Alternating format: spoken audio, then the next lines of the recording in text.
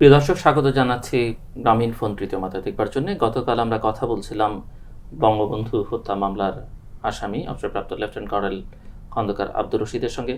গতকাল মূলত আমরা তাকে বোঝার চেষ্টা করেছি, তার বেড়ে ওঠা, সেনাবাহিনীতে যোগদান, বাংলাদেশের মুক্তিযুদ্ধে যোগদান, মুক্তিযুদ্ধ নিয়ে তার ভাবনা, বঙ্গবন্ধু শেখ মুজিবুর রহমান, শহীদ রাষ্ট্রপতি জিয়াউর রহমান, তাদেরকে তিনি কীভাবে তখন দেখতেন, এখন দেখেন, এইসব বিষয়গুলো বোঝার চেষ্টা করেছি। এবং আজকে মূলত মূল ঘটনায় আমরা প্রবেশ করবার চেষ্টা করব, অর্থাৎ যে কারণে তিনি সবচেয়ে বেশি আলোচিত, বঙ্গবন্ধু হত্যাকাণ্ড এবং 1975 বাংলাদেশকে কিভাবে বদলে দিয়েছে, 75-এর 15ই আগস্ট, 3রা নভেম্বর, 7ই নভেম্বরের ঘটনাবলী, এইসব ঘটনার সঙ্গে তাদের সংশ্লিষ্টতা, অন্য কারা এই ঘটনাগুলোর সঙ্গে যুক্ত ছিলেন, কিভাবে অনেক অজানা কথা আছে যেগুলো তারা হয়তো কখনোই বলেননি। আমরা আশা করছি যে কর্নেল আব্দুর রশিদ এখন অন্তত বলবেন, এবং সে কারণেই তাকে আজকেও আমরা স্টুডিওতে আমন্ত্রণ জানিয়েছি। কর্নেল আব্দুর রশিদ, আপনাকে স্বাগত আমাদের স্টুডিওতে আবারও। আপনাকে অশেষ ধন্যবাদ। গতকাল আমরা কথা বলছিলাম বাংলাদেশের যাত্রার শুরুটা যেভাবে হয়েছিল, কিভাবে হয়েছিল, আপনি কিভাবে দিয়েছেন।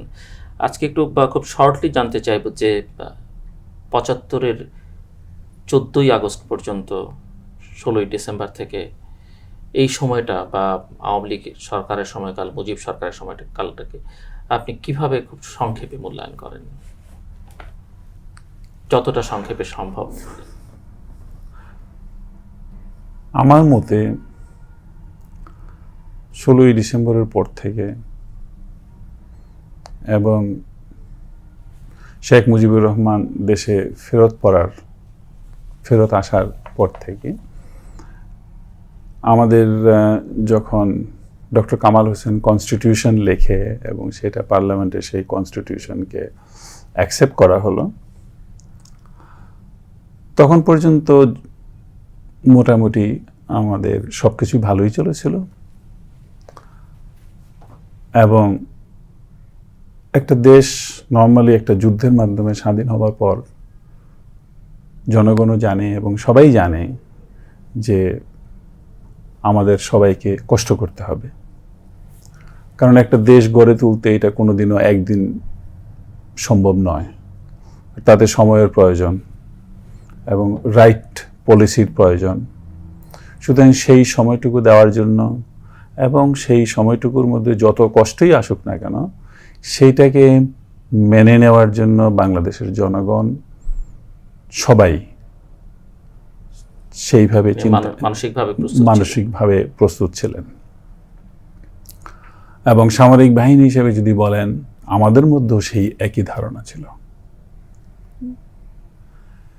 কিন্তু আমাদের কনস্টিটিউশন হবার পর, কনস্টিটিউশন হলো এক্স্যাক্টলি 73-তে, আই থিঙ্ক 72-তে, হ্যাঁ 72-তে কনস্টিটিউশন হলো, যার জন্য ডক্টর কামাল হোসেন, ওনার অবদান বেশি।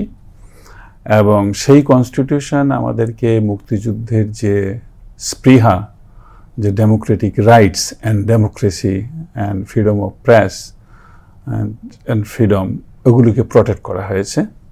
সুতরাং মুক্তিযুদ্ধের স্পিরিট আর সেই কনস্টিটিউশনের স্পিরিট এক ছিল। তো দুর্ভাগ্যবশত এখন ডক্টর কামাল হোসেন নিজেই জনগণের সামনে বলেছেন যে উনি যাদের সাথে এতদিন রাজনীতি করে আসছেন তার অনেক ভুল হয়েছে। তো 73 থেকে নিয়ে 75 পর্যন্ত ক্রমাগত দেশ, বিশেষ করে কনস্টিটিউশন নিয়ে হ্যাপি আপনি? কনস্টিটিউশন নিয়ে হ্যাপি, 72-এর সংবিধান। জি। আর সেটা আমাদের মুক্তিযুদ্ধের স্পিরিটকে আগে নিয়ে যাচ্ছিল। কিন্তু তারপরে দেশের অবস্থা যেভাবে অর্থনৈতিকভাবে ধ্বংসের পথে চলে যাচ্ছিল,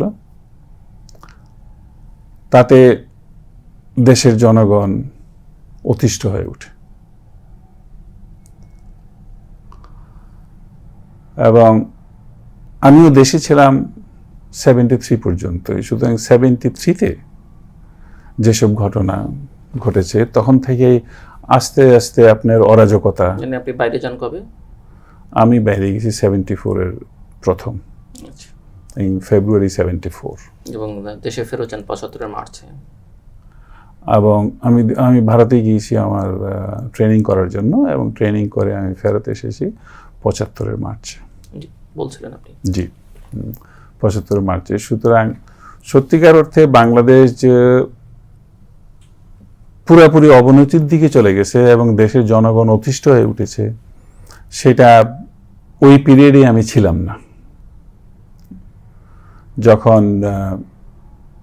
দেশে ফেমিন হলো, যেটাকে দুনিয়ার সবাই সেটাকে আর্টিফিশিয়াল ফেমিন বলে মনে করে। 74-এর দুর্ভিক্ষ। সেই দুর্ভিক্ষে হাজার হাজার লোক মারা গেছে, রাস্তায় মরা লাশ পড়ে থাকতে দেখা গেছে, কেউ তাদেরকে কিছু করতো না। এবং সেইখানে বাধ্য হয়ে সরকারও তখন গ্রুয়েল কিচেন এস্টাবলিশ করেছিল, এবং সেই গ্রুয়েল কিচেন যেটা আওয়ামী লীগের ওয়ার্কার পরিচালিত করত, তারা সেই গ্রুয়েল কিচেন থেকেও চাউল, আটা, ডাল এগুলি চুরি করে পয়সা বানিয়েছে। সুতরাং এত তাড়াতাড়ি আওয়ামী লীগের এই অবনতি, এটা অ্যাকসেপ্টেবল লিমিটের বাইরে। 74-এর দুর্ভিক্ষকে আর্টিফিশিয়াল বলছেন কেন আপনি? আর্টিফিশিয়াল বলবো এই জন্য যে দুনিয়ার বহির্বিশ্ব থেকে সব ধরনের সাহায্য সহযোগিতা পুরোপুরি আসছিল, জনগণের কাছে সেটা জনগণের সাথে পৌঁছে নাই।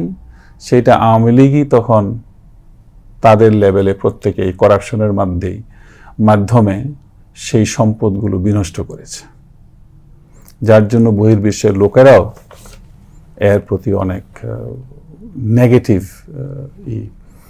পাবলিসিটি করত। সুতরাং একটা দেশকে আমি মনে করি যে স্বাধীনতা যুদ্ধ একটা দেশের জন্য একবারই হয়, এবং সেটা না হওয়া পর্যন্ত অনেকেরই স্ট্রাগল করতে হয়, এবং বাংলাদেশের জনগণও স্ট্রাগল করেছে।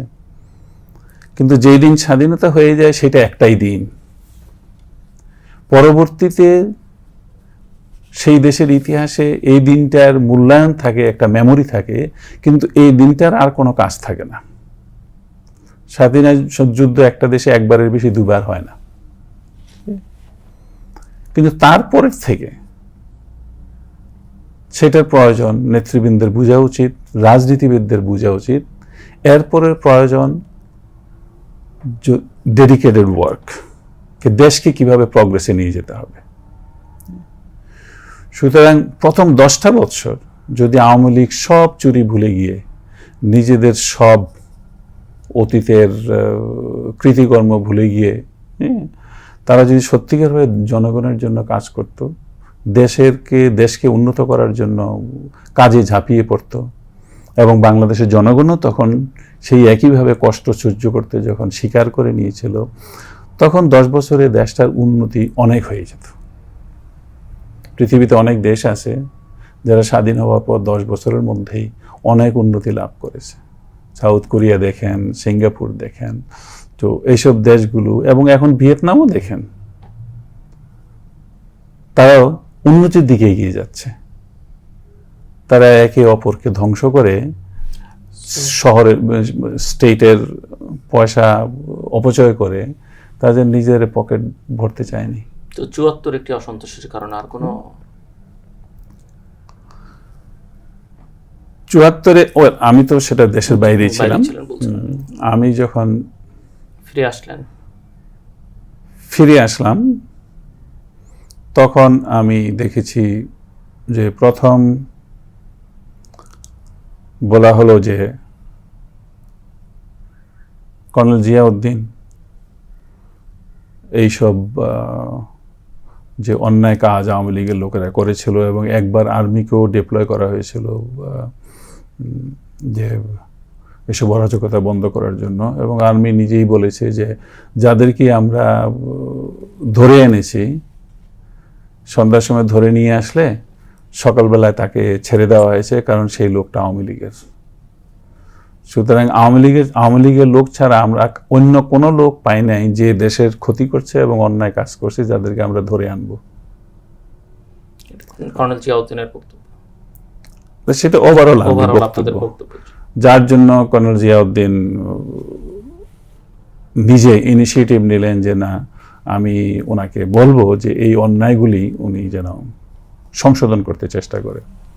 সেই ব্যাপারে উনি একটা কাগজে নাকি ওনার স্টেটমেন্ট দিয়েছিলেন হলিডেতে, এবং সেই স্টেটমেন্টের পরে উনিকে মুজিব ডেকে পাঠিয়েছেন দেখা করার জন্য।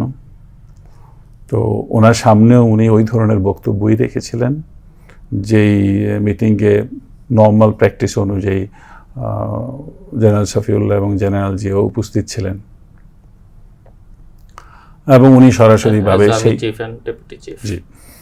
ওইখানে উনি সরাসরিভাবে সব যাই খুব ছিল ওনার, উনি সেটা বক্তব্য প্রকাশ করেছেন, এবং সেই সাহসিকতা এবং মানসিকতা ওনার ছিল। তারপরে মুহূর্তে ওনাকে বের করে দেওয়া হয় আর্মির থেকে, এবং সাথে সাথে কর্নেল তাহের এবং কর্নেল মঞ্জুরকেও বের করে দেওয়া হয়, এবং কর্নেল মঞ্জুর চলে গেলেন ভারতে মিলিটারি অ্যাটাচি হিসাবে পোস্টিং, আর কর্নেল তাহেরকে পরবর্তীতে একটা চাকরি দেওয়া হয় সি ট্রাক ডিভিশনে। আর ওনারা তো আর্মিতে ছিলেন, হ্যাঁ, যখন বের করে দেয় তখন বের করে দিয়ে তারপরে কর্নেল জিয়াউদ্দিন শুনেছিলাম যে উনি পালিয়ে গিয়ে সর্বহারার সাথে যোগাযোগ করে কমিউনিস্ট ধরনের কোনো মুভমেন্ট সেটার সাথে জড়িত হয়েছেন বা হওয়ার চিন্তা ভাবনা করেছেন। তো অনেকদিন কোনো খোঁজ খবর পাওয়া যায়নি ওনার। তারপরে সে কি একটা ঘটনাতে আপনার যেরকম মেজর ডালিম, তারপরে শাহরিয়ার আরো কয়েকজনকে শেখ মুজিব বের করে দিয়েছিলেন। মেজর ডালিমের ঘটনাটা কি এরকম ছিল যে তার ব্যক্তিগত একটি ঘটনা, একটি বিয়ের অনুষ্ঠানে তিনি সস্ত্রীক গিয়েছিলেন, সেখানে আওয়ামী লীগের ঢাকা সিটি প্রেসিডেন্ট কাজী গোলাম মোস্তফা ছেলের সঙ্গে কোনো একটা ঝামেলা হয়েছিল এবং তাকে এবং তার ওয়াইফকে তুলে নিয়ে গেছিলেন। সেই ঘটনার অভিযোগ জানাতে বঙ্গবন্ধুর কাছে গিয়েছিলেন এবং তিনি শুনেছিলেন, বিচার করবেন বলেছিলেন, কিন্তু করেননি, এবং পরে ক্ষোভটা প্রকাশ করেছেন মেজর ডালিম। সে কারণে কি এরকম কোনো ঘটনা আপনার জানা নেই? সেটা না, এই ঘটনাটা আমি শুনেছি এসে, কিন্তু সেই ক্ষোভ কতটুকু প্রকাশ করছে সেটা আমার জন্য বলা মুশকিল, সেটা ডালিম নিজে বলতে পারে। আর সুতরাং এইসব ঘটনা, তারপরে আর্মির মধ্যে তখন আর একটা ক্ষোভ ছিল যে আর্মির সত্যিকার অর্থে আর্মি যে দেশে থাকে কনস্টিটিউশন হওয়ার পরে আর্মির একটা what we call TOE, the table of organisation and equipment, সেই জিনিসটার অ্যাপ্রুভাল দিতে হয়। দেওয়ার পরে আর্মির এক্সিস্টেন্স ইজ কনস্টিটিউশনালি লিগ্যাল, এবং তারপরে আর্মির বেতন, প্রমোশন, ইউনিট কতটা থাকবে না থাকবে, এগুলির ব্যাপারে একটা ক্লিয়ার কাট পিকচার হয়। শেখ মুজিব সেই আর্মির TOE-র অ্যাপ্রুভালই দেননি, কখনই দেননি। আর্মির লোকেরা বেতন ঠিকই পেয়েছে, কিন্তু এটা বলা হয়তো as a sort of ad hoc relief, একটা যে সাবসিডিয়ারি বাজেটের একটা অংশ যেটা লিগ্যালিটি নাই, but still as an special budget সেটা দিয়ে যেত, সুতরাং সেটা করা হতো। অথচ অল্টারনেটিভলি রক্ষী বাহিনী উনি ক্রিয়েট করেছিলেন তখন, এবং রক্ষী বাহিনী TOE everything was timely approved, এবং আর্মির থেকেও অনেককে উনি সিলেক্ট করে নিয়ে JRB-তে দিয়েছেন। আর JRB-র ট্রেনিং সেন্টার খোলা হলো সাভারে, যেখানে ট্রেনিং রেসপন্সিবিলিটি দেওয়া হয়েছিল ভারতীয় আর্মি অফিসারদেরকে। তো এগুলো এক ধরনের সেনাবাহিনীর অভ্যন্তরে অসন্তোষের কারণ আপনি মনে করেন, যে একদিকে JRB তৈরি করা, প্যারালাল একটা ফোর্স তৈরি করা, অন্যদিকে সেনাবাহিনীর ভেতরের নিয়োগ পদোন্নতি, এগুলোতে কোনো নিয়ম নীতি না থাকা, পেশাগত যোগ্যতা, দক্ষতা, এগুলো বিচার বিভাগ, এটা আমি দেখেছি সবাই এই ব্যাপারে কথাবার্তা বলতো। এই বিষয়ে কি অফিসার এবং সোলজারের মধ্যে একমত, একই ধারণা পোষণ করতেন কিনা, এরকম কোনো ব্যাপার ছিল কি? এটা মোটামুটি যাদের সাথে কথা হচ্ছে সবার মধ্যে আমি এসে কারণ যেটা 1 বছরের উপরে বাইরে ছিলাম, এসে সবার মধ্যে একটা বিরাট ক্ষোভ দেখতে পেয়েছি। আপনি যখন বাইরে তখন তো বাকশাল করা হলো দেশে। হ্যাঁ, দেশে বাকশাল করা হলো, সেটা তারপরে সমস্ত পলিটিক্যাল পার্টি ব্যান করা হলো, তারপরে সমস্ত কাগজ বন্ধ করে দেওয়া হলো। 4টে পত্রিকা খোলা ছিল, 4টে পত্রিকা, 4টে সিলেক্টেড খোলা ছিল, বাকি সব বন্ধ করে দেওয়া হলো। আর আরও কিছু কিছু অ্যাকশন ছিল, তো যেটা আমাদের স্বাধীনতা যুদ্ধের সাথে, প্রিন্সিপালের সাথে যায় না, এবং সেটি আপনাদেরকে ক্ষুব্ধ করেছে। হ্যাঁ, সেটা যথেষ্ট ক্ষুব্ধের কারণ হয়ে দাঁড়িয়েছিল। এবং আপনারা কি ফিল করছিলেন যে মুজিব সরকারের জনপ্রিয়তা ক্রমশ হ্রাস পাচ্ছে এবং তার ব্যক্তিগত জনপ্রিয়তা, এরকম মনে হয়েছে আপনাদের কাছে? সাধারণ জি, এরকম সাধারণভাবে এরকম মনে হয়েছে। শুধু তাই নয়, আমরা অনেকের সাথে যে কথাবার্তা হয়েছে এবং আওয়ামী লীগ করে যারা লোকাল এমপি, এরকম অনেকের সাথেই আমাদেরও পরিচয় আছে, তো সেই হিসেবে ওদের সাথেও যখন কথাবার্তা হয়েছে তখন ওদেরও একই ক্ষোভ ছিল। বিশেষ করে জেনারেল ওসমানীর সাথে আমার অনেক কথা হয়েছে এবং ওনারও ক্ষোভ যথেষ্ট ছিল। এটি কি আপনি ভারত থেকে ফেরত আসার পরে যথেষ্ট ক্ষোভ ছিল। তারপরে আপনার অনেক পলিটিশিয়ান আছে, তাদেরও যথেষ্ট ক্ষোভ ছিল। এরকম আপনার মনে পড়ে যে কোন কোন রাজনীতিবিদের সঙ্গে কথা বলেছিলেন সে সময় ব্যক্তিগত পর্যায়ে? ব্যক্তিগত পর্যায়ে আমি খন্দকার মোশতাকের সাথে কথা বলেছি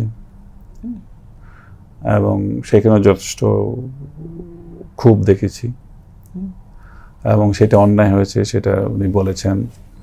জেনারেল ওসমানী বলেছেন, তখন উনিও পলিটিশিয়ান প্লাস, এবং যার জন্য উনি বলেছেন যে আমি যার জন্য পার্লামেন্ট থেকে রিজাইন করেছি বাকশাল করার প্রতিবাদে, তো উনি একজনই ছিলেন যে রিজাইন করার মতো সাহস ছিল, সুতরাং উনি করেছেন। এবং ব্যারিস্টার, দুজন ছিল, ব্যারিস্টার ব্যারিস্টার মইনুল হোসেন, তো উনি ওনার সাথে উনিও করেছিলেন। সুতরাং এই দুজনকে আমি ওই কারণে ব্যক্তিগতভাবে যথেষ্ট শ্রদ্ধা করি। খন্দকার মোশতাকের সঙ্গে আপনার যোগাযোগ হয়েছিল, সেটি কি আপনার এলাকার সূত্রে ওনার সঙ্গে যোগাযোগ ছিল?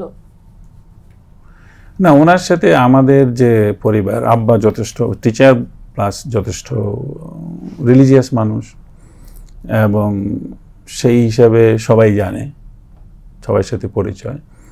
এবং খন্দকার মোশতাক যখন ভারতে পালিয়ে যাবেন তখন উনি যাওয়ার পথে আমাদের বাড়িতে বোধহয় ছিলেন, কারণ আমি তো তখন পাকিস্তানে, তো আমাদের বাড়িতে ছিলেন। সেই হিসেবে আমার আব্বার সাথে ওনার একটা ফ্রেন্ডলি যোগাযোগ সৃষ্টি হয়, তো সেই হিসাবেই একটা যোগসূত্র। আমি যদিও কোনোদিন যাইনি, তারপরে এই ব্যাপারে, রাজনৈতিক ব্যাপারে যখন প্রয়োজন মনে করছি, একটু কথা বলার দরকার, তখনই আমি আব্বাকে নিয়ে ওনার কাছে গেলাম। এবং প্রথম কি আপনি কথা বলেছিলেন আপনাদের টিমের মধ্য থেকে? টিম বলতে আমি বোঝাচ্ছি যারা এই ঘটনাগুলোর সঙ্গে পরবর্তী পর্যায়ে ইনভলভ ছিলেন। খন্দকার মোশতাক আহমেদের সঙ্গে আপনি? না, বিভিন্ন যারা ছিল তারাও তাদের জানাশোনা যেখানে ছিল কথা বলেছে এবং ওরাও একই কথাই বলেছে, কিন্তু ওরা পার্টিকুলারলি কার সাথে কথা বলছে সেটা। এরকম কোনো সমস্যা ছিল না? আপনি একজন মিনিস্টারের সঙ্গে কথা বলছেন, একজন সেনা অফিসার হয়ে সমস্যা বোধ করেননি? এক জায়গায় আমি দেখলাম যে আপনি উনি যখন মন্ত্রী তখন দেখা করেছেন, যেটি পারমিটের কাজের জন্য এই কথা বলে আপনি গিয়ে দেখা করেছেন, আসলে মূল উদ্দেশ্য সেটি ছিল না? না, সেটা মূল উদ্দেশ্য ছিল না। আর্মি অফিসার হিসেবে আমার পারমিটের দরকারও নাই এবং কোনো পারমিটের প্রয়োজনও ছিল না। তবে আমার আব্বার সাথে পরিচয় ছিল, আমি আমার আব্বাকে সাথে নিয়ে গিয়েছিলাম এবং আব্বা যখনই টেলিফোন করতো ওনাকে, উনি কথা বলতেন, বলেন আসেন। তারপরে সেই হিসাবে আমি বললাম যে একদিন আমিও যাব। এটা কোন সময়ের কথা? এটা এক্স্যাক্টলি মনে নাই, তবে 75। আপনি ভারত থেকে ফেরত আসবার পরে আর্মিতে কি দায়িত্বে ছিলেন? আমি যখন ভারত থেকে ফেরত আসলাম, এসে আমি 1 মাসের ছুটিতে যাই এবং আমি আসার সাথে সাথে আমাকে পোস্টিং দেওয়া হলো যশোরে। না, বর্ডার এরিয়াতে নয়, যশোর ক্যান্টনমেন্টে। যশোরে আমাদের আর্মির তরফ থেকে আর্টিলারি স্কুল প্রতিষ্ঠান দাঁড় করাতে হবে, সেই জন্য আমি কোয়ালিফাইড বলেই ওরা আমাকে সেই দায়িত্ব দিয়ে সেখানে পাঠাবার জন্য পোস্টিং দিয়েছেন, এবং আমি আমার ছুটি শেষ করে তখন আমার পোস্টিংয়ে চলে যাওয়ার কথা। তো আমি যখন চলে যাওয়ার জন্য, যশোরে চলে যাওয়ার জন্য প্রস্তুতি নিচ্ছি, তখন কর্নেল ফারুক ও দেশেই ছিল। কর্নেল ফারুক আমাকে প্রথমবার, যে আমি যখন ছিলাম না তখন আর্মির ভিতরে কি ধরনের আলাপ আলোচনা চলছে, তারপরে এখন জিয়াউর রহমান কি মনে করেন, সেই হিসাবে কর্নেল ফারুক আমাকে বলেছে, এবং আমি সবই শুনেছি। তখন আমি বললাম যে জিয়াউর রহমান যা ভালো করে সেটা হয়তো দেশের জন্য ভালোই হবে, আর এই যে পরিস্থিতি, এই পরিস্থিতি যদি বদল করার প্রয়োজন হয় তাহলে সে করতে পারে। এটা কর্নেল ফারুক আপনাকে ব্রিফ করেছেন যে আর্মির মধ্যে যে ক্ষোভ অসন্তোষ আছে, ক্ষোভ অসন্তোষ এবং অবস্থার একটা পরিবর্তন বা সরকারের বদল করবার জন্য মূল ভূমিকাটা পালন করছেন জিয়াউর রহমান, এবং সেই হিসাবে জিয়াউর রহমানের সাথে তার অনেক কথাবার্তা, আলাপ আলোচনা হয়েছে। তো আমি প্রথম বললাম যে আমার এতে করার কিছু নাই, কারণ আমি কয়েকদিনের মধ্যেই, এক সপ্তাহের মধ্যে আমি যশোর চলে যাচ্ছি। সুতরাং আমি যশোরে আছি, এবং যশোরে আমি আমার স্কুল প্রতিষ্ঠান নিয়ে আমি যথেষ্ট ব্যস্ত থাকব। আর বিশেষ করে যেটা যদি পরিবর্তন করতে হয় সরকারের, তার এটা ঢাকাতে যারা আছে সেটা তাদের দায়িত্ব, সেটা আমি কোনো অবস্থায় ওই দায়িত্বে আসি না, আমি যশোরে আছি। তখন সে বলে যে না, আপনি যাবেন না। এটা তো ছেলে খেলা না, আমার যশোরে পোস্টিং, আমি যাব না। সুতরাং ছেলে খেলার মধ্যে আমার কোনো সম্পর্ক নাই। কর্নেল ফারুকের সঙ্গে বলছেন? হ্যাঁ, কোনো সম্পর্ক নাই। তারপরে কথা শেষ, আমি আমার যাওয়ার প্রস্তুতি নিচ্ছি। 2 দিন পরে আমার পোস্টিং ক্যান্সেল হয়ে যায়। আমার পোস্টিং তখন যশোর থেকে ক্যান্সেল করে আমার এই পুরানো ইউনিট 2 ফিল্ড রেজিমেন্টে আমাকে দায়িত্ব গ্রহণ করতে বলা হয়।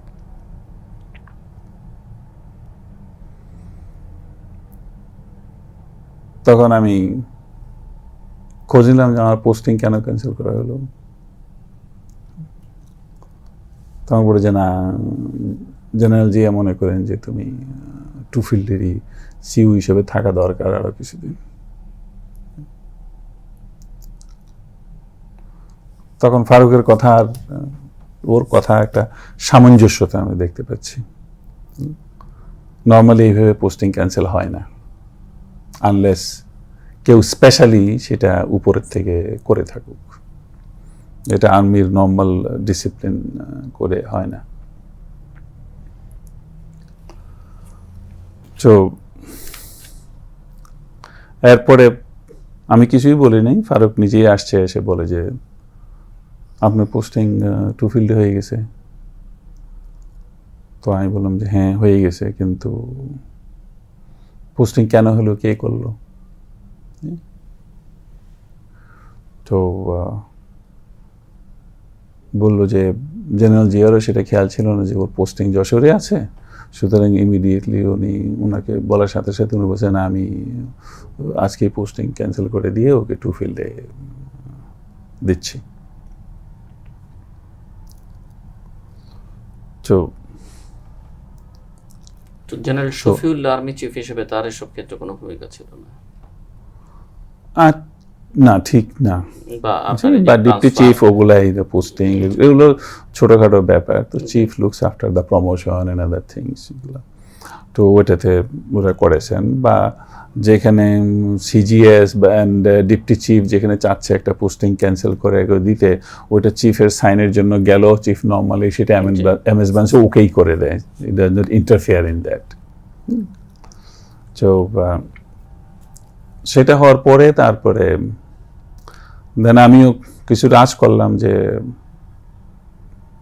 ডেফিনেটলি ওরা আমাকে সেটাকে জড়াতে যাচ্ছে। তো এরপরে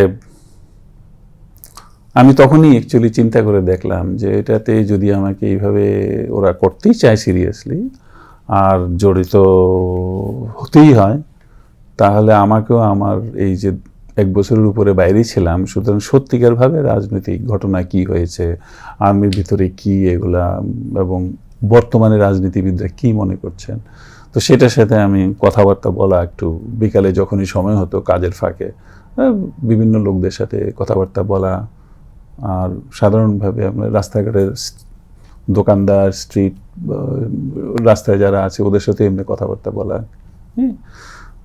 তো দেখলাম যে না, আমাকে যে আমি যেটা শুনেছি এসে সেটা সত্যিকারভাবে ওরকম চলছে, এবং তখনও আপনার পরিস্থিতি অর্থনৈতিকভাবে খারাপ ছিল।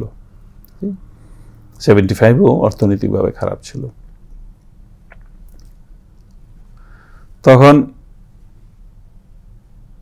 কয়েকদিন পরেই, প্রায় 1 সপ্তাহ হবে, একদিন জিয়াউর রহমান ডেকে পাঠিয়েছেন ওনার সঙ্গে দেখা করার জন্য। আপনি এবং কর্নেল ফারুক রহমান? না, কর্নেল ফারুক ছিল না। আপনারা একসঙ্গে দেখা করেছিলেন জিয়াউর রহমানের সঙ্গে মার্চের কোনো সময়? না, 75 না, একসাথে দেখা হয়নি। তো এটা কোন সময়টাতে? এটা এপ্রিলে আমি টুফিল্ড রেজিমেন্ট টেক ওভার করার পরে, যখন আমার পোস্টিং আবার টুফিল্ডে হলো, যখন আমি টুফিল্ড নিলাম, তখন এর পরে আমি টেক ওভার করার পরে উনি আমাকে ডাকলেন। তো ডাকার পরে আমি বিকালে ওনার বাসায় গিয়েছিলাম। তো বাসায় যাওয়ার পরে উনি একটা জেনারেল ব্রিফিং দিলেন যে সেখানে আর কে কে ছিলেন? সেখানে আমি আর প্রথম মিটিংয়ে আমি আর জিয়াউর রহমানে ছিলাম। তো একটা কিছু করা একান্তই প্রয়োজন, তা না হলে বাংলাদেশে আর্মির অস্তিত্ব থাকবে না। হয়তো একটা পর্যায়ে এসে আর্মিকে জেআরবিতে যোগদান করতে হবে, কারণ আমাদের টিওএনডি এখনো অ্যাপ্রুভ করা হয় নাই, এবং আর রক্ষী বাহিনী এটা এক্সপান্ড করে যাচ্ছে, এবং ওদের এক্সপানশনের মধ্যে it is in the planning there is an large number of units. তো উনি মনে করেন যে ওইটা আর একটু, তখন বোধহয় উনি বললেন যে অলরেডি অ্যাবাউট 15,000 রক্ষী বাহিনী হয়েছে, এবং এটা অতি শীঘ্রই অ্যাবাউট 25,000-এর মতো করা হচ্ছে, এবং তারপরেই হয়তো আর্মিকে জেআরবিতেই হতে পারে, জয়েন করা হতে পারে। তো সব কথার মধ্যে এইটাই ছিল একটা স্ট্রং পয়েন্ট ওনার তরফ থেকে। তো লাস্ট টাইমে অনেকক্ষণ শোনার পরে, আমারও অভ্যাস, আমার বেশি কথা বলার অভ্যাস নাই, আমি শুনি বেশি, বলি কম। তো ওনার কথা শোনা বলার পরে তখন আমি বললাম যে স্যার, একটা জিনিস আমি খুবই পরিষ্কারভাবে জানতে চাইব, যে পরবর্তীতে কি হওয়া উচিত, সেইটা আমার প্রথমে পরিষ্কার হতে হবে। মানে ক্ষমতার পরিবর্তন করলেন, ইনিশিয়াল লেভেলে যে কথাবার্তা কর্নেল ফারুকের সঙ্গে হলো বা জিয়ার সঙ্গে হলো, তাতে মানে ওনারা কি চাইছিলেন? যে ওনারা পরিবর্তন চেয়েছিলেন, সরকারি পরিবর্তন, উত্থান করে পরিবর্তন করে, হ্যাঁ, এটা মিলিটারি চেঞ্জের মাধ্যমে এটা পরিবর্তন। আমি বলি মিলিটারি চাইলে পরিবর্তন যে কোনো সময় রাজনৈতিক সরকারকে পরিবর্তন করতে পারে, কিন্তু আমি চাইব যে এই পরিবর্তনের আগে আমার জানতে হবে এই পরিবর্তনের পরে কি হবে। সুতরাং এটার পরিবর্তে কি হবে ওইটাকে যদি আমি বিশ্বাস করতে পারি, ওইটার প্রতি যদি আমার আস্থা আসে, তাইলে আমি আপনার জন্য কাজ করতে পারি। আর যদি সেইটাতে আমার বিশ্বাস না থাকে, তাহলে আমার পক্ষে কোনো কাজ করা সম্ভব হবে না। আপনার ক্ষতি অবশ্যই আমি করব না, কিন্তু আমি ওইসব ধরনের কোনো কাজে থাকবো না। তো তো তখন উনি বললেন আচ্ছা 2-3 দিনের মধ্যে আমি তোমাকে ডাকবো। তারপরে আরেকদিন ডাকলেন।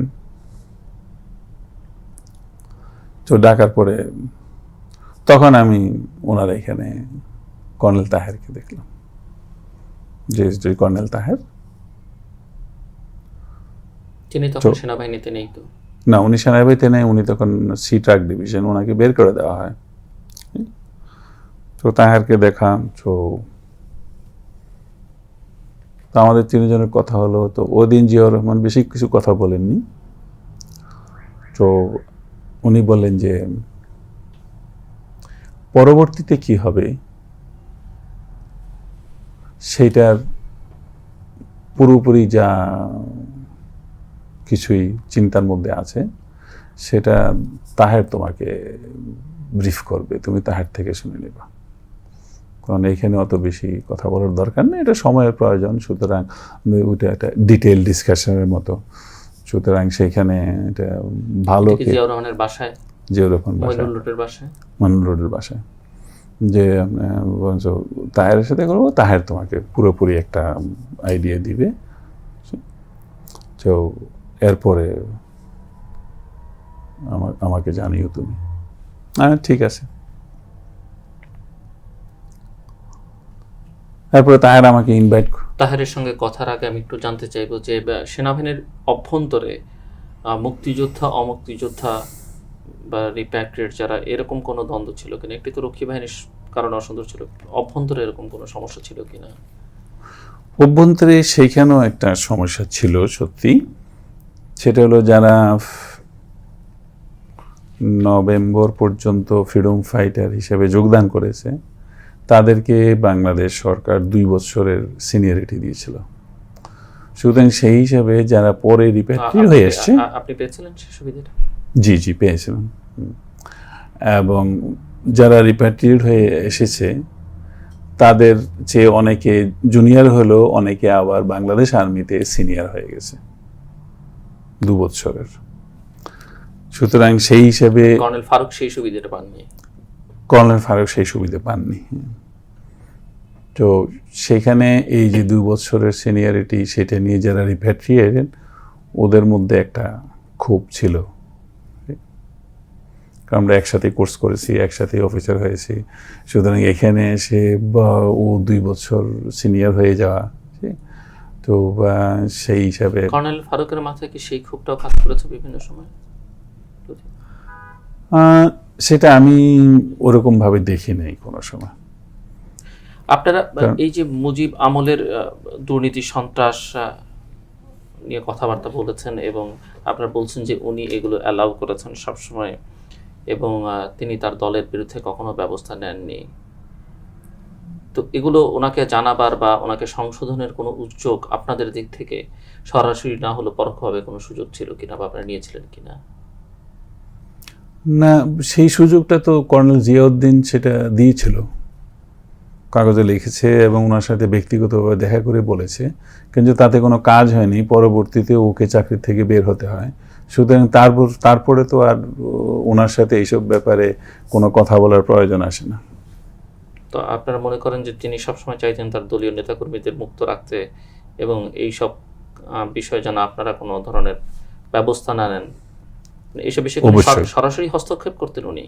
সরাসরি হস্তক্ষেপ। যখন আর্মি ডেপ্লয়েড ছিল অনেক লোককে ধরা হয়েছে, কিন্তু আলটিমেটলি দেখা গেছে এক রেপিস্টকে ধরা হয়েছে, ও আওয়ামী লীগের। তারপরে টেলিফোন গেছে যে ওকে ধরে নিয়ে গেছে আর্মি, ইমিডিয়েটলি টেলিফোন আসছে যে ওকে ছেড়ে দেওয়া হোক। তারপরে আরেকটা ঘটনা হয়েছে। একবার আমি ইলেকশন ডিউটিতে গিয়েছিলাম, আপনার 73 ইলেকশনের ডিউটি গিয়েছিলাম টাঙ্গাইল। জি, ইলেকশনে গিয়েছিলাম, এটা ছিল টাঙ্গাইলে। এখানে আছে আপনার ডক্টর আলিম আল রাজি ছিল একজন ক্যান্ডিডেট, আর তার পরিবর্তিতে আওয়ামী লীগের ছিল, ওই এলাকার আওয়ামী লীগের কে মনে আছে আপনার? আমার নামটা এখন মনে পড়ছে না। তো ইম্পর্টেন্ট আওয়ামী লীগের, শেখ সাহেবের যথেষ্ট ক্লোজ। তো সেখানে আমি যখন ডিউটিতে গিয়েছি, তো ডিউটিতে যেয়ে আমি দেখলাম যে সেইখানে সত্যিকার অর্থে বা জনগণের যে মতামত বা প্রকাশ করেছে, এতে আলিম আল রাজি সাহেব জিতবেন। এবং ইলেকশনের দিন সত্যিকারভাবে আলিম আল রাজি জিতত। এবং প্রথম তখন অনেক কমপ্লেন আসলো যে প্রত্যেকটা সেন্টারে এরকম আওয়ামী লীগ দখল করে নিয়ে ভোট স্টাফিং করছে। তো আমি কয়েকটা জায়গায় গেলাম, গিয়ে আমি এগুলো বন্ধ করলাম এবং ডক্টর আলিম রাজি বললাম যে আমি চাই যে এখানে অন্তত সারা বাংলাদেশে ফেয়ার ইলেকশন হোক বা না হোক, এইখানে ফেয়ার ইলেকশন হোক, অন্তত এটা ফেয়ার ততটুকু টাইম পর্যন্ত হবে যতটুকু টাইম আমি এখানে আসি। সেখানে আমি খুব স্ট্রিক্টলি করলাম যে না, ফেয়ার, সবাই যেতে হবে। এবং ইলেকশন অনেক কষ্ট করে ইলেকশনটাকে আমি বলবো যে তারপরেও রিগিং করছে আওয়ামী লীগ, বাট একটা অ্যাকসেপ্টেবল লিমিটে আমি ফেয়ারনেসটা আনছি যেন আলিম আল রাজির লোকগুলা অত ক্ষিপ্ত না হয়। তারপরে সন্ধ্যার পরে বাক্স টাক্স এসে এনশিওর করলাম যে এটা কেউ রাস্তার মধ্যে এটাকে জোর করে নিয়ে না যায়। সব বাক্সগুলি পৌঁছে দিয়ে তারপরে আমি রেস করতে গেছি যে এখন তা কাউন্টিং হবে আর কি। তো তখনকার দিনে আপনি ইলেকশন কমিশনের রিপোর্ট যদি দেখেন, ওই কাউন্টিংয়ে ইনিশিয়াল যে রিপোর্টিং, এটার মধ্যে Alim Al Razi was heading, was ahead of the Awami League candidate. তারপরে আমার কাছে ওরা আসলো যে দেখেন ওরা তো এখন স্টাফিং করে দিবে। যে আমি তাড়াতাড়ি ওখানে গেলাম, ডিসি এসপি সবাই ছিল, যে অ্যাবসলিউটলি ফেয়ার কাউন্টিং হবে, এখানে কোনো ধরনের কোনো হবে না। তারপরে আর ডিসির কাছে শেখ সাহেবের থেকে ডাইরেক্ট টেলিফোন আসতেছে, একটা না একটা কিছু করতেই হবে। আর মাঝখান দিয়ে আমি ফেসে আছি, আমার সামনে এটা হতে পারে না। তারপরে ওরা বলল যে না, এটা এখন আর্মিকে বলতে হবে। তো শেখ মুজিব নিশ্চয়ই আর্মিকে বলছে। বলার পরে খালেদ মোশাররফ তখন আমাকে টেলিফোন করলো, বললো যে রশিদ তুমি ওখানে কাউন্টিং এ কি করতেছো? আমি বললাম না, কিছুই করতেছি না, ডিউটি আছে, এখন রাতের বেলা কাজ নেই, তাই বসে বসে দেখছি ভোট কেমনে কাউন্টিং হয়। বললো ওখানে তোমার থাকার দরকার নাই, তুমি চলে আসো। তুমি চলে যাও। আমি বলি না, আমার চলে যাও না, আমি এটা জিনিসটা দেখতে প্রথমবার দেখছি, তো আমার খুব ভালো লাগছে, তাই আমি দেখতে চাই। তো বললো যে বাইরে আসছে। তো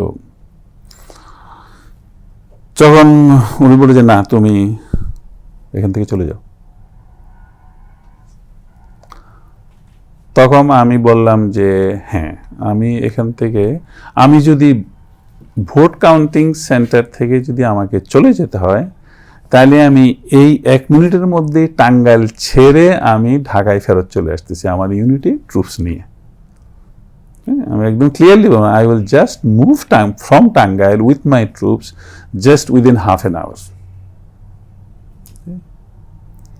কারণ আর্মি হেডকোয়ার্টার থেকে আমাকে অর্ডার না দিলে আমি উইথড্র করে ঢাকাতে ফেরত যেতে পারতেছি না। আমাকে টাঙ্গাইলে অতদিন পর্যন্ত থাকতে হবে যতদিন পর্যন্ত আর্মি বলে। তাহলে হয় আমি এখানে থাকবো, তাহলে আপনি আমাকে এখন পারমিশন দেন যে আমি এখন উইথড্র করে ঢাকা চলে যাব, তাহলে এটা আমার দায়িত্বের মধ্যে পড়ছে না। তোমরা যে ঠিক আছে আমি দিলাম, তুমি চলে আসো, এখন ঢাকায় চলে আসো। তারপরে আমি ওদেরকে বললাম যে সরি, এর বেশি আমার জন্য কিছু করা সম্ভব না। নির্বাচনে তো আমরা যদি জানি যে খন্দকার মোশতাকও জেতার মতো অবস্থায় ছিলেন না, তাকেও জেতানো হয়েছে। মেজর হাফিজের বাবাকে হারানো হয়েছে, তার ব্যালট বাক্স না হয়েছে, অনেক জায়গায় হয়েছে, কিন্তু কথা যে আমি যেখানে ছিলাম এটা তো আমার প্রত্যক্ষদর্শী। হ্যাঁ, কিন্তু অন্য কোথায় কি হয়েছে না হয়েছে সেই ব্যাপারে তো আর আমি জানি না, প্রত্যক্ষদর্শী না, এমনি শোনা কথা, জানা কথা, এবং হয়েছে ওইটা সত্যি। তো আমি যখন ওই ঘটনা দেখলাম, তাহলে বাকি ঘটনা অবশ্যই সত্যি। আপনি বলছিলেন যে জেনারেল জিয়ার সঙ্গে আপনার দুবার কথা হয়েছে, একবার আপনার সঙ্গে সরাসরি একা এবং আরেকবার কর্নেল তাহেরের উপস্থিতিতে, এবং তার আগে কর্নেল ফারুক আপনাকে অবহিত করেছেন যে জিয়া এই প্ল্যানের সঙ্গে আছেন এবং তিনি লিড করছেন। কিন্তু কর্নেল ফারুক একাধিক ইন্টারভিউতে, বিশেষ করে অ্যান্থনি মাসকারেনাসের সঙ্গে এক ইন্টারভিউতে বলেছেন যে জেনারেল জিয়াকে তিনি এই প্ল্যানের কথা, পরিকল্পনার কথা জানিয়েছিলেন এবং জেনারেল জিয়া তাকে বলেছেন যে এই ঘটনার সঙ্গে এগুলোর সঙ্গে তিনি ইনভলভ হতে চান না, তবে জুনিয়ররা যদি কিছু করে তিনি কিছু বলবেন না। এবং আরেকটি লেখায় আমি এক জায়গায় পড়লাম যে জেনারেল জিয়া তার এডিসিকে নির্দেশ দিয়েছিলেন যেন কর্নেল ফারুক কখনো তার সঙ্গে দেখা করবার জন্য অ্যাপয়েন্টমেন্ট না পান। আপনি এই বিষয়ে কি বলবেন? সো মানে এই ঘটনাগুলো বোঝা যায় যে হয়তো তার মৌন সমর্থন ছিল, তিনি সক্রিয়ভাবে ছিলেন না এবং তিনি ঠিক কোনোভাবে এর সঙ্গে যুক্ত, সেটি যেন না বোঝা যায়, এরকম একটা চেষ্টা তার মধ্যে ছিল। হ্যাঁ, সেটাতে একটা জিনিস যে কর্নেল ফারুকের সাথে হয়তো কথা অতটা না বলতে পারেন, কারণ কর্নেল ফারুকের সাথে বেশি ডিটেল আলাপ করা বা এই করা হয়তো উনি মনে করতে পারেন যে যেহেতু কর্নেল ফারুক একটু বেশি কথা বলে, একটু বেশি ভাগাভাগি দৌড়াদৌড়ি করে এবং বেশি লোকের সাথে যোগাযোগ করতে চায়, তো সেই জন্য হয়তো উনি মনে করেছেন যে এটা সিকিউরিটি ওয়াইজ হয়তো উনি মনে করেননি, তার জন্য হয়তো বেশি করেননি। তবে ফারুক আমাকে যেটা বলেছে সেটা মৌন সম্মতির কথা তখন বলেনি, ওইটা উনি রাজি আছেন, কিন্তু আমাদেরকেই করতে হবে। কিন্তু পরবর্তীতে যখন আমার পোস্টিং ক্যান্সেল করে দিল, that gave me N indication that তখন আমি এনশিওর করছি যে, তখন আমি ইনডাইরেক্টলি এনশিওর করেছি আমাকে যতক্ষণ পর্যন্ত জিয়া না বলবে ততক্ষণ পর্যন্ত আমার করার কিছু নাই। পোস্টিং করার পরেও আমি পোস্টিং করছে ভালো কথা, আমি তো পোস্টিং যে কোনো জায়গায় আমি চাকরি করতেছি। কর্নেল তাহেরের সঙ্গে আপনি পরে কথা কি হলো, মানে তিনি আপনাকে কি বললেন, কোথায় বললেন? আচ্ছা, জিয়ার বাসায় মিটিং এর পর, মিটিং পরে তাহের আমাকে দাওয়াত দিল ওর নারায়ণগঞ্জে ওর বাসায় আসার জন্য, এবং সেইখানে ও সি ট্রাক ড্রাইভিংয়ে নিয়ে যাবে, বলে যে ওখানেই ভালো, আমরা কথা বলবো, তো আসো। এটা কোন মাসে? এটা হবে মে মাসে। তো সেইখানে colonel Taher had whatever his agenda was right or wrong, but he was clear. At least he was clear what is after. তো সেইখানে উনি বলল যে, তখন ওই জেএসডির কথা বলল, জেএসডি এভাবে, জেএসডি একমাত্র সংগঠন যেটা মুজিবের এগেনস্টে স্ট্রিট প্রটেস্ট করতে গিয়ে এরকম বেশ কয়েকজন লোক মারা গেছে, এটা করেছে। তো এগুলি বলে জেএসবিএন মোটামুটি ভালো ইসেতে আছে। আর আওয়ামী লীগের আর্ম ক্যাডার ছাড়া মুক্তিযুদ্ধের যত বাকি আর্ম ক্যাডার ছিল এগুলো সব এখন জেএসডির সাথে। তো তখন আমি বললাম যে হ্যাঁ ভালো কথা, আর্ম ক্যাডার নিয়ে এখন কি করবেন, কি আমাদের আবার লিবারেশন ওয়ার ফাইট করতে হবে নাকি? তো বলছে না, লিবারেশন ওয়ার না, কিন্তু ওরা কোথায় যাবে, সুতরাং ওদেরকে অর্গানাইজ করে রাখা ভালো, কারণ আওয়ামী লীগের থেকে আমরা কোনোদিনও ভালো কিছু আশা করতে পারিনি। তো আমরা চাচ্ছি যে একটা, যেহেতু সে দেশ স্বাধীন করা হয়েছে, সুতরাং আমাদের এই দেশটাকে উন্নতি করতে গেলে আমাদের কিছু করা উচিত।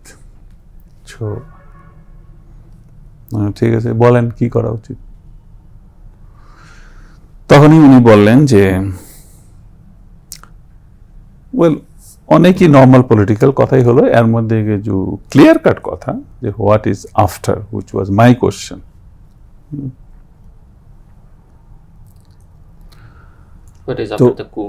হ্যাঁ, my question what is after. তো সেখানে উনি বললেন যে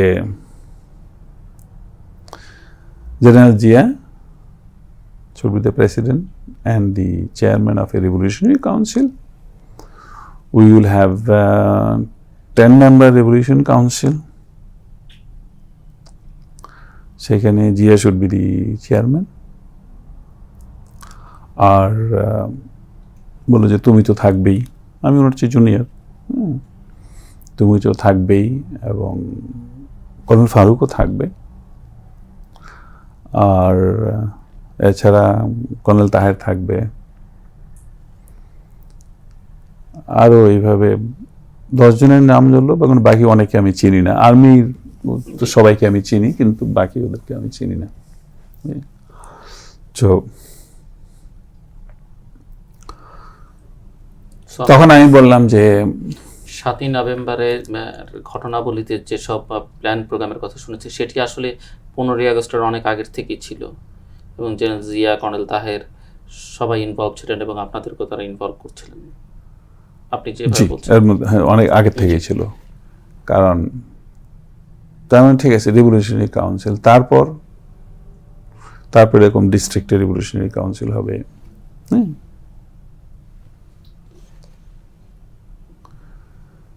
তো আমি বললাম যে রিভলিউশনারি কাউন্সিল হবে, ডিস্ট্রিক্টে রিভলিউশনারি কাউন্সিল হবে, তো ডিস্ট্রিক্টে এখনও তো গভর্নরশিপ হবে, ওয়ান পার্টি হয়েছে, তো রিভলিউশন হইলে তো রিভলিউশনের কোনো পার্টি থাকে না।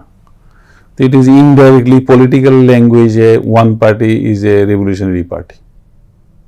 মিলিটারি টার্মে if you take it, it's a revolutionary council. তো ওইটার মধ্যে আর এটার মধ্যে বেশ কম কি, তো না ওরা সব দেশের ক্ষতি করতেছে, আমরা তো দেশের ক্ষতি করার জন্য করব না। আমি বলি ঠিক আছে, ভালো কথা। তো যদি সেটা হয়, তাহলে আমি যদি মনে করি যে আমি আওয়ামী লীগের, এখন এরকম একটা পরিস্থিতি যদি আমাকে ফেস করতে হয়, তাহলে আমার তো সুযোগ আছে যে আমি আবার ভেগে ইন্ডিয়াতে চলে যাব। 300 জন এমপি সবাই মিলে আবার ইন্ডিয়াতে যাবে, যেটা 71-এ গিয়েছে। তারপর ওদের সাথে ওদের স্টুডেন্ট যাবে, ওদের সাথে ওদের ফ্যামিলি যাবে, ওদের সাথে ওদের আত্মীয় স্বজন যাবে, ওদের সাথে ওদের পলিটিক্যাল সাপোর্টার যাবে, তো সেটা যাবে। তো যাওয়ার পরে অর্থটা এটা দাঁড়াবে যে আমাদের তাহলে আরেকবার স্বাধীনতা যুদ্ধ করতে হবে, কারণ তখন ইন্ডিয়া ওদেরকে সাহায্য করবে। ইন্ডিয়া ওদের বার্ডেন কয়দিন নেবে, কিছুদিন পরে তো ওদের অর্থনীতি জাস্টিফাই করবে না, সুতরাং ওদেরকে ফেরত পাঠাতে হবে, ফেরত পাঠাতে গেলে আবার যুদ্ধ করবে। সুতরাং পাকিস্তান আর্মির সাথে যুদ্ধ করার জন্য নাইলে 9 মাস লাগছে, এখন বাংলাদেশের আর্মির সাথে যুদ্ধ করতে গেলে এটা তো 9 দিন লাগবে। সুতরাং ওইটা কি করবেন, আপনার আর্ম ক্যাডার কি সেই যুদ্ধটা করে ফেলতে পারবে? তখন না, কেউ যাবে না, কেউ যাবে না। আসলে আপনি গ্যারান্টি কেমনে করবেন যে কেউ যাবে না? আপনি গ্যারান্টি কিভাবে করবেন যে কেউ যাবে না? তো তখন উনি বললো যে আমরা কাউকে যেতে দিব না। কাউকে যেতে দিবেন না, তো এটা কি বর্ডারে সবাইকে, হ্যাঁ, কিভাবে এনশিওর করবেন কাউকে যেতে দেবেন না? তো তখন বললো যে না, আমাকে একটা কাজ করতে হবে, যে যেই দিন করা হবে তার 7 দিন আগে আমাকে জানাতে হবে।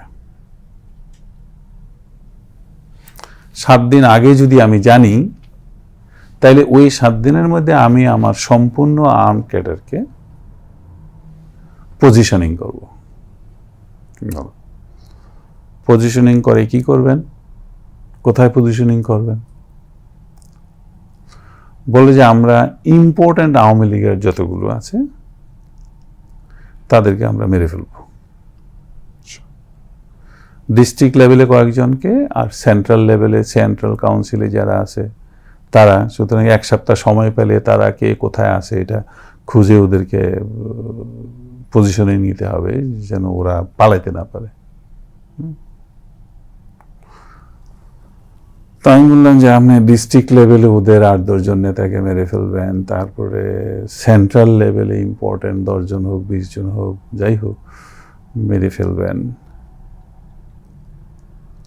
তো অতটা মারপিট করে তারপরে গিয়ে এটা দেশের কি উন্নতি হবে, এটা ভালোভাবে চিন্তা করা উচিত। আর স্পেশালি বিশেষ করে আমি স্বাধীনতা যুদ্ধে অংশগ্রহণ করেছি ওই ভেবে যে ভবিষ্যতে বাংলাদেশ একটা ডেমোক্রেটিক কান্ট্রি হবে, এখানে ফান্ডামেন্টাল রাইটস থাকবে, একটা মডার্ন থিঙ্কিং কান্ট্রি হবে, এবং সেইখানে ক্রমাগত আমাদের অর্থনৈতিক উন্নতি হবে। আমিও চাই একটা ছোট দেশ হিসেবে, একটা গরিব দেশ হিসাবে এটা সিঙ্গাপুরের মতো একটা অর্থনৈতিক একটা শক্তিশালী দেশ হিসাবে গড়ে উঠুক। তো ওরকম কিছু প্রোগ্রাম তো আমি কমিউনিস্ট থিঙ্কিংয়ে আমি কোনো সময় দেখি নাই। তো আর কমিউনিস্ট থিঙ্কিং আমার মতে it is not the total solution also. যদিও এটা ক্যাপিটালিস্ট থিঙ্কিংয়ের মধ্যে অনেক পজিটিভ নেগেটিভ আছে, কমিউনিস্ট থিঙ্কিংয়ের মধ্যে অনেক পজিটিভ নেগেটিভ আছে। তো সেটা বলে তারপরে আমি দেখলাম যে এর বেশি আর ওর সাথে কোনো কথা বলার প্রয়োজন আমি মনে করি না। আমি বললাম যে হ্যাঁ ঠিক আছে, এক সপ্তাহ আগে যদি সত্যিকারভাবে করাই হয়, সত্যিকারভাবে করা হলে তাইলে এক সপ্তাহ আগে আপনাকে জানানো হবে। ওইটা বলে আমি চলে আসছি। সেখানে আমি রিফিউজাল করার আমার কোনো বোকামি আমি করি নাই সেখানে। বোকামি মনে করছেন যে রিফিউজ করলে হয়তো আপনার উপর দিয়ে কোনো বিপদ? হ্যাঁ, রিফিউজ করলে আমার ব্যক্তিগত ক্ষতি হবে। তো সেখানে এসেই আমি বাই দ্যাট টাইম অনেক চিন্তা ভাবনা করে দেখলাম যে জিনিসটা এত বেশি হয়ে গেছে, এইসব ধরনের জিনিসে গিয়ে দেশেরই ক্ষতি সবচেয়ে বেশি হবে। আর এই জিনিসটা আজ হোক বা কাল হোক, কারোর না কারোর দিয়ে এই জিনিসটা হয়ে যাবে। কোটা হ্যাঁ, একটা পরিবর্তন, হ্যাঁ, পরিবর্তনটা কারো না কারো দিয়ে হয়ে যাবে। আজ আমি না করি কাল আরেকজন করবে, কিন্তু এই জিনিসটা হতে যাচ্ছে এবং এইটা কেউ না কারোর দ্বারা সেটা হয়েই যাবে। কারণ আমি আর ফারুকের সাথে না হয় এটা কিছুটা এক্সপোজার হয়েছে, কিন্তু ওদের ভিতরে আরো অনেকে আছে যেটা আবার আমাদের সাথে তাদের কোনো এক্সপোজার নাই বা যোগাযোগ নাই। তো তখন আমি চিন্তা করলাম যে না, এটার একটা বিপরীত চিন্তাধারা আনতে হবে, এবং বিপরীত চিন্তাধারাটা যদি কার্যকরী করা যায় তাহলে বরংস বাকিকেও মুভ করার আগে আমাদেরকে মুভ করা উচিত। সেটা আমি ফারুকের সাথে এগ্রি করলাম। মানে কর্নেল তাহেররা যেভাবে চিন্তা করছেন সেভাবে নয়, অন্য কিছু অন্যভাবে, এবং এই তাদেরকে চিন্তাধারাটার মধ্যে একটা তাদেরকে বাদ রেখে, হ্যাঁ, বাদ রেখে একটা কিছু চিন্তা করতে হবে। এবং বাদের মধ্যে কি জেনারেল জিয়াকে মাথায় রেখেছিলেন বাদ রেখে? জেনারেল জিয়াকে টোটালি বাদ দেওয়ার কথা মাথায় নেই, কারণ যেহেতু সে অ্যানাউন্সমেন্ট করেছে আর আর্মিতে তার একটা রেপুটেশন আছে, হি ইজ নট এন তাকে সঙ্গে রাখতে ডিসঅনেস্ট পারসন, সুতরাং তাকে বাদ দেওয়ার কথা চিন্তা করি না। কথা বলছেন নেই, জিয়াউর রহমান আর্মিতে জানা যে ও ডিসঅনেস্ট না, ডিসঅনেস্ট না, কারণ আর্মিতে অনেক লোক আছে করাপশনের মধ্যে জড়িত হয়েছে, এটা সেটা, but he has a little bit of clean আর একটু কাজ করার প্রতি তার একটা অ্যাক্টিভ পার্টিসিপেশন থাকে, তো হুইচ ওয়াজ গুড। তো সেইখানে তখন আমার চিন্তার মধ্যে এটা আসলো যে যেভাবে হোক, আজ হোক কাল হোক, অতি অল্প সময়ের মধ্যে শেখ মুজিবুর রহমান গভর্নমেন্ট তো যাচ্ছে, কিন্তু পরবর্তীতে কি হবে ওটা আমি মনে করি যে that is much more dangerous. মানে ওনারা যে প্ল্যানটা করেছিলেন, রাইট, হ্যাঁ, it is much more dangerous. এখন ওইটাতে আমি সহযোগিতা করো, ওই প্ল্যানে আমার সহযোগিতা করা আমার মোটেও ইচ্ছা নেই।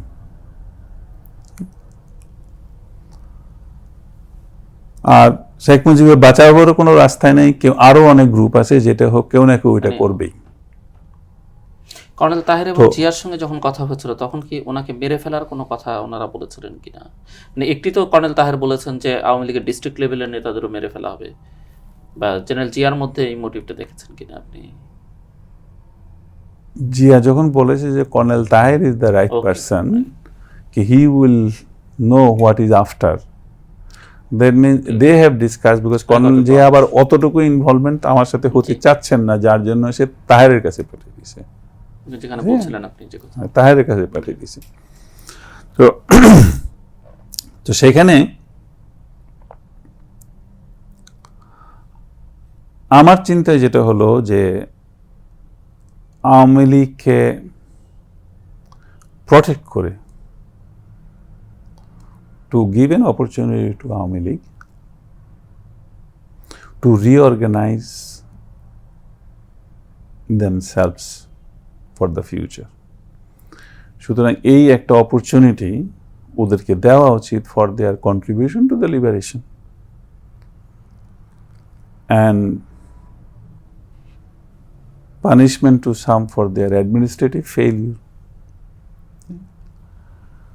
সেখানে যদি করা যায় তাহলে আমারই হলো যে না, Ziaur Rahman can be maximum army chief, and as a president we need a politician, এবং সেই পলিটিশিয়ানটাও হতে হবে আওয়ামী লীগ থেকে। তাহলেই শুধু এটি সম্পূর্ণরূপে আপনার ব্যক্তিগত চিন্তা। হ্যাঁ, তো তাহলেই আওয়ামী লীগ সার্ভাইভ করতে পারবে, বেঁচে যেতে পারবে। And you shared this idea with Colonel Faruk Rahman? জি, তো তাহলে ওরা বাঁচতে পারবে, আর তা না হলে আমি ওদের বাঁচার কোনো রাস্তা দেখছি না। অন্য কেউ হলে, আর্মির কেউ প্রেসিডেন্ট হলো, আপনি রিভলিউশন কাউন্সিলের নাই করলেন যে ঠিক আছে জিয়াকে বুঝে জিয়াই প্রেসিডেন্ট হলো, আর্মির কেউ প্রেসিডেন্ট হলে অথবা অন্য কোনো সিভিলিয়ানকে আপনি প্রেসিডেন্ট করলেন, কোনো চিফ জাস্টিসই ধরে ফেললেন বা কাউকে, সেই জিনিসটা যদি হতো তাহলে আমি দেখতেছি আমার হিসাব অনুযায়ী তাদেরকে বাঁচার কোনো রাস্তা নেই। মানে তাদের বলতে কাদের বোঝাচ্ছেন? আওয়ামী লীগদের, আওয়ামী লীগের নেতৃবৃন্দে যারা আছে তাদেরকে জাসদ ছাড়বে না। আপনার মাথায় ছিল যে যাই হোক না, পরিবর্তনটা হোক, আওয়ামী লীগ দল হিসেবে টিকে থাকুক এবং তারাই দেশটা পরিচালনা করুক, সংশোধিত হয়ে প্রধান বাধা যাদেরকে মনে করে সংশোধন থাকবে, সংসদ থাকবে এবং প্রেসিডেন্ট যে হবে তাকে আওয়ামী লীগের থেকেই সিলেক্ট করতে হবে, যে এগ্রি করবে তাকেই নেওয়া হবে। সুতরাং নিয়ে সে প্রেসিডেন্ট থাকবে, বাকি সংসদ থাকবে, এবং সেটা হলে আর অন্য কোনো শক্তি আওয়ামী লীগের তখন আর পরিবর্তন হয়েছে ঠিকই, কিন্তু আওয়ামী লীগ ক্ষমতায় আছে, পরিবর্তন ঠিকই হয়েছে কিন্তু আওয়ামী লীগ ক্ষমতা, এখন আমি কোন আওয়ামী লীগরে আমি সেখানে মারতে যাব, তাই না? তো সেই হিসাবে আওয়ামী লীগ সার্ভাইভ করবে আর বাকিরা তখন ডিফেন্সিভে চলে যেতে পারবে, বাকিদের অফেন্সিভে আসার কোনো স্কোপ নাই। জি, আজকে আমরা এই পর্যন্ত শেষ করি, বাকিটা আগামীকাল আপনার মুখ থেকে আবার শুনবো। প্রিয় দর্শক, আমাদের অনুষ্ঠান সম্পর্কে আপনারা লিখবেন, লিখবার ঠিকানা পরিচালক দ্বিতীয় মাথা channel I, GPay box 2433 Dhaka 1000। যারা ইমেল করতে চান করতে পারবেন এই অ্যাড্রেসে tima@citizen-media.com, এবং SMS এর মাধ্যমে আপনাদের মতামতগুলো আমাদের জানাতে পারেন 6969 নাম্বার SMS করে যে কোনো মোবাইল থেকে। আমরা কথা বলছিলাম বঙ্গবন্ধু হত্যা মামলার অন্যতম আসামি অবসরপ্রাপ্ত লেফটেন্যান্ট কর্নেল খন্দকার আব্দুর রশিদের সঙ্গে। আমরা আবারও বাকি বিষয় নিয়ে, অর্থাৎ এখন পর্যন্ত আমরা পরিকল্পনার অংশে আছি এবং এটি বোঝা গেছে যে এই পরিকল্পনা বঙ্গবন্ধু মুজিবকে হত্যা বা ওই সরকারের পতন ঘটানোর পরিকল্পনা কেবলমাত্র তাদের মধ্যে ছিল না, অন্য অনেকের মাথায় ছিল এবং নানা ধরনের ষড়যন্ত্র সে সময় হয়েছে, সেগুলো নিয়ে তিনি কথা বলছিলেন। বাকিটা আমরা শুনবো আগামীকাল চ্যানেল আইতে তৃতীয় মাত্রায় একই সময়। ততক্ষণ পর্যন্ত আপনারা ভালো থাকুন, সুন্দর থাকুন এবং সুখে থাকুন।